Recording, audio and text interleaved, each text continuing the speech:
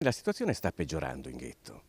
È da un pezzo con piccoli episodi, ma sta chiaramente peggiorando, ma sta peggiorando in tutta Italia.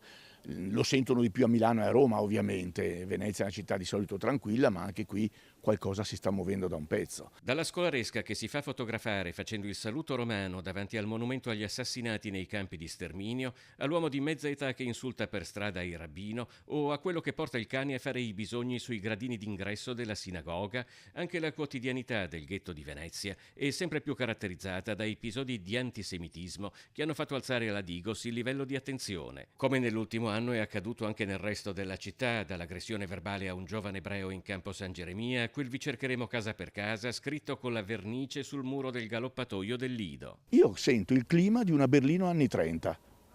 Perché?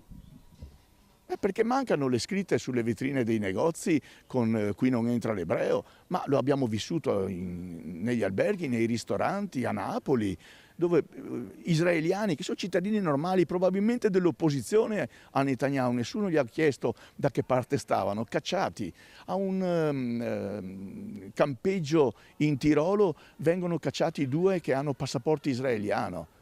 Sono ebrei semplicemente, forse non sono neanche ebrei, forse sono cristiani. Il conflitto a Gaza ha scatenato una serie di azioni razziste sulle strade e nei social, in un calderone che con la superficialità classica dei luoghi comuni non è nemmeno in grado di distinguere tra ebreo e israeliano e mette tutti sul banco degli imputati. Al ghetto non si capisce davvero che correlazione possa avere una comunità eterogenea per opinioni e storie personali come quella ebraica veneziana con il governo in carica dello Stato di Israele.